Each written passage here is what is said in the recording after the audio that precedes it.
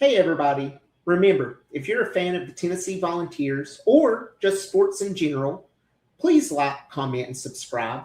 Any and all support's greatly appreciated. Now, let's get to the video. Hey, guys. How's it going? Happy Monday. Hope you're all doing well. Wanted to make this video. We're entering into a interesting part of the year, March Madness. So basketball's all the rave. We're all really locked into how our Vols are going to be doing come SEC and NCAA tournament time. But as we all know, football never sleeps. And believe it or not, we've got some news today. Notably, if I just go ahead and add it here, kudos to Chris Lowe on three. They had released a really great interview with Josh Heupel today, and if you have a subscription to On3 or have the opportunity, want to make that investment, can't ever really brag on it enough. It's usually really great content, even when they do always seem to take our 5-star recruits and bump them down to 4 stars after they commit to us, but that's neither here nor there. But the article's a really great deep dive into where Tennessee was before Josh Heupel. I want to say here that somewhere in this, a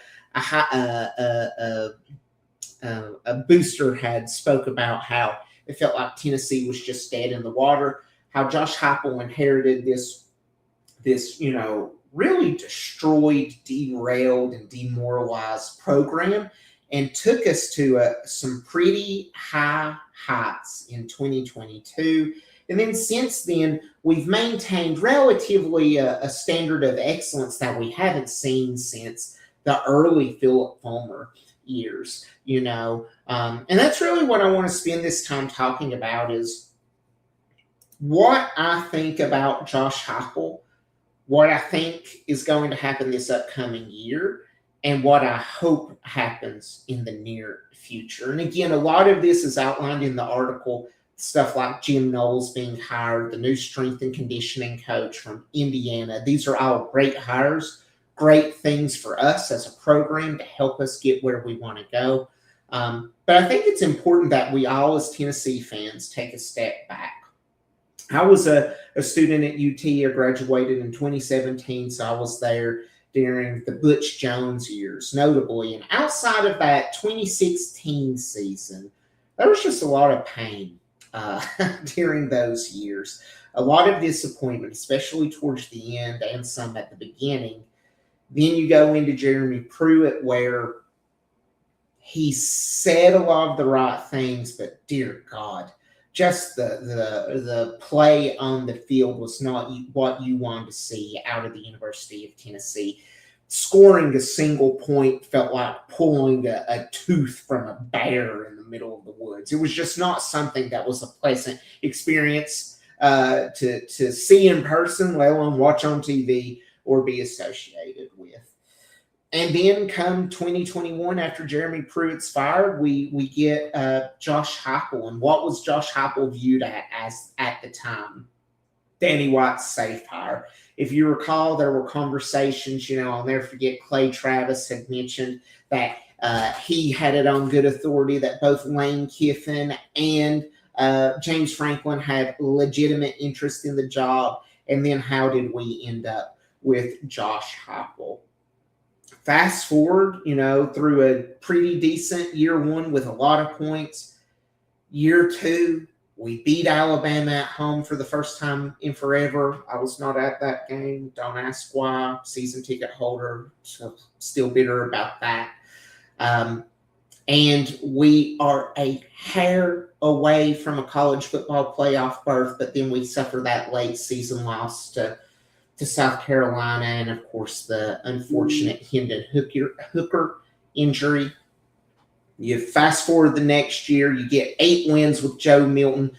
Nico's under his wing. He's growing. He's progressing. People view Hendon Hooker as the bridge quarterback between Hendon Hooker to Nico. We're going to get 1 year of Joe Milton.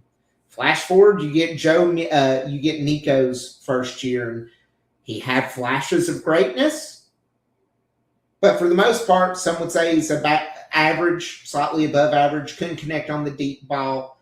But again, he was young, he was raw, he was inexperienced. But in Josh Heupel's offense and behind a really good defense at the time, we're able to make the college football playoff. And then we all know how that went against Ohio State. That was a game that I was in person for. And then that leads us to this last year. Around this time last year, things start to unravel with Nico. Nico transfers out. We're caught with our pants down, frankly, in the transfer portal. Where are we going to turn to?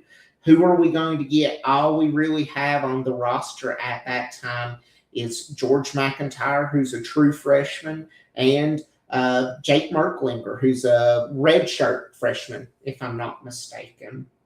And then we're blessed, and yes, I'm going to say that, we're blessed to get Joey Aguilar to come in, lead us this season again, finish with 8 wins, very similar to, I think, the Joe Milton season, right? And, we later come find out, hey, he's got some medical issues, probably explains some of the regression in the second half of the year.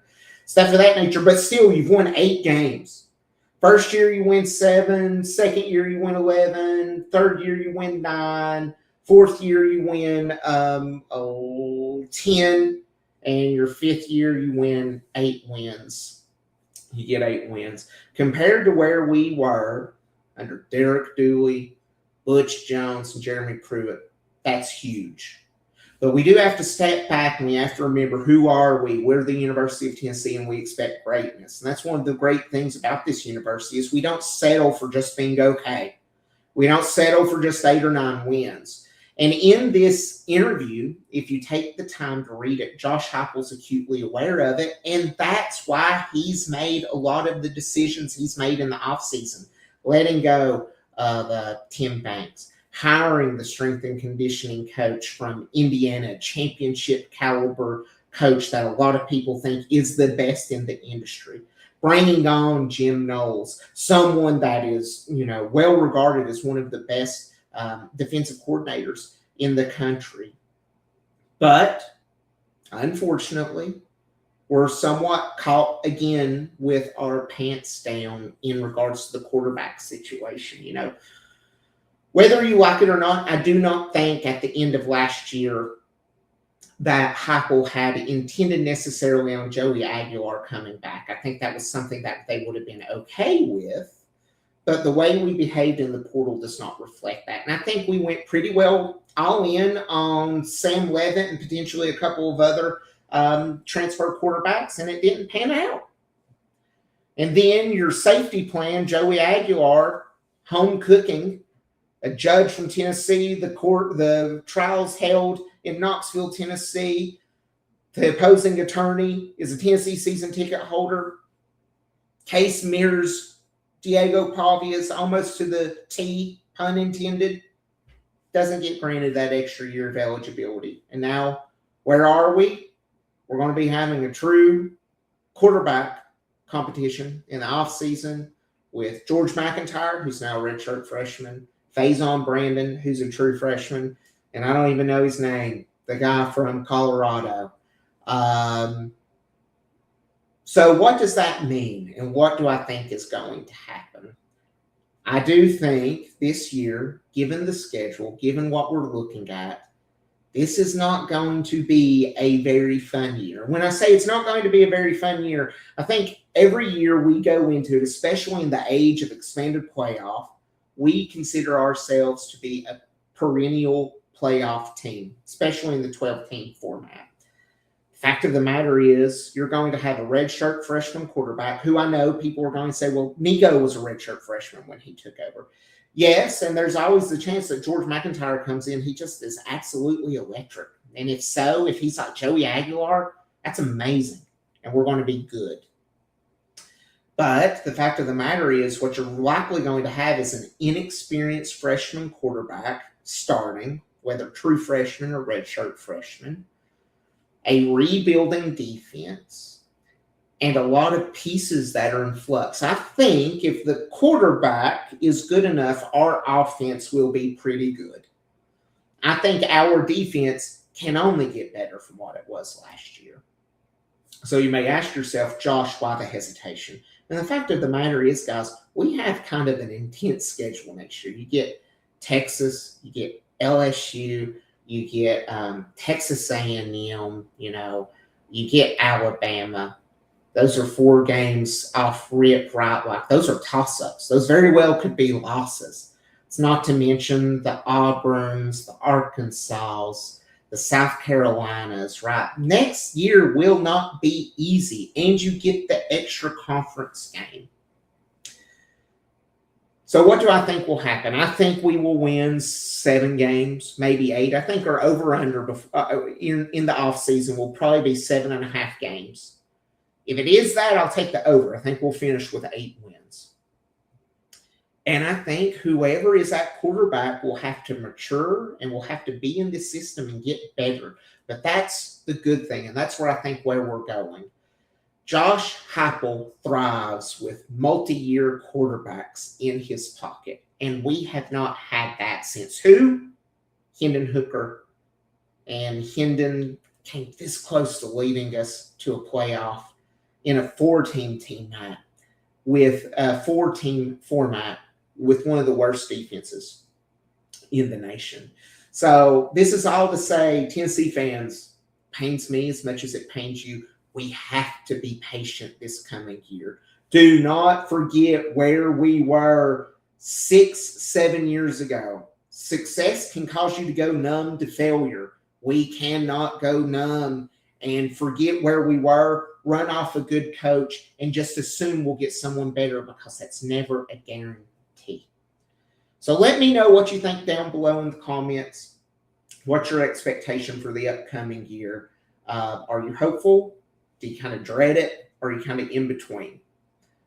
Look forward to hearing what you say. Again, I'm pretty optimistic. If McIntyre or Brandon can be just a decent quarterback, I think we'll be didn't mean to do that. I think we'll be a pretty good team. So again, drop below what you think in the comments. Look forward to reading them. Thanks again for stopping in today. And remember, if you like this content, I can't ask enough. Please like, comment, and subscribe. Any and all support's greatly appreciated. And as always, go Vols!